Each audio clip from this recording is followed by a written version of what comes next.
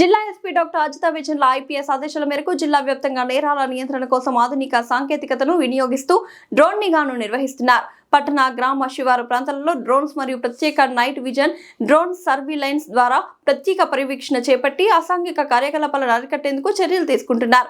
ముఖ్యంగా బహిరంగ ప్రదేశాలలో జూదం, మద్యం సేవించడం తదితర నేరాల నివారణపై ప్రత్యేక దృష్టి సారిస్తున్నారు.